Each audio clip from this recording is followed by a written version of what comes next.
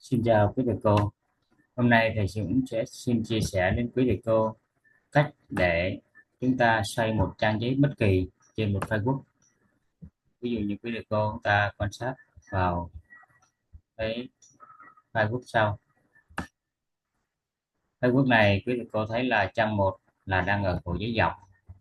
Tuy nhiên sang thứ hai quý thầy cô có thể xoay thành cổ giấy ngang. Và trang thứ ba quý thầy cô vẫn có thể chuyển về cổ giấy dọc.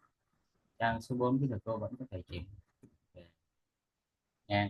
Như vậy cách làm như thế nào thì xin mời quý thầy cô chúng ta sẽ thực hiện theo các bước như sau. Rồi như vậy bây giờ trang Facebook của mình đang là cổ giấy dọc, rồi thầy Dũng muốn cho khai trang số 2 chuyển về cổ giấy ngang thì quý thầy cô sẽ vào thẻ layout, chọn print và chọn nét page.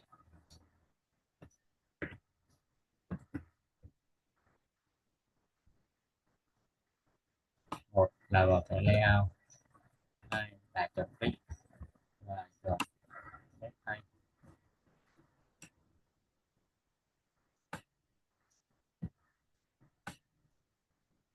Như vậy khi bấm vào đây là mình đang tách cái trang ừ, số 2 và trang số 1 sẽ không liên kết với nhau nữa. Rồi khi vào đây chúng ta lại tiếp tục vào thẻ layout và chọn orientation và chọn landscape.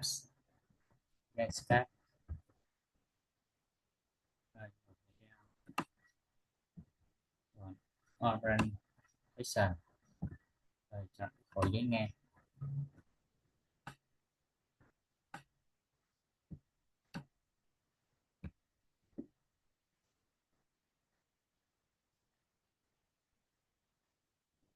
Rồi lúc này trang số 2 của quý thầy cô đã chuyển sang cổ giấy ngang.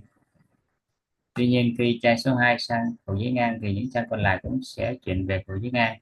Thì mình muốn những trang còn lại cũng là cổ giấy dọc thì quý thầy cô cũng tiếp tục tách ra, vẫn layout, chọn grid và chọn nét page, rồi lại tiếp tục layout, chọn orientation, rồi lại chọn cổ giấy dọc lại. Thì lúc này trang số 3 lại tiếp tục trở về cổ giấy dọc.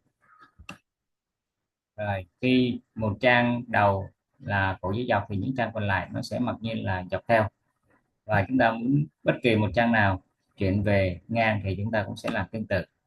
Ví dụ như thì Dũng sẽ làm trang số 5 này cho nó ngang qua thì cũng vào thẻ layout, chọn grid, chọn nét page, rồi tiếp tục vào layout, chọn orientation và chọn cổ giấy ngang.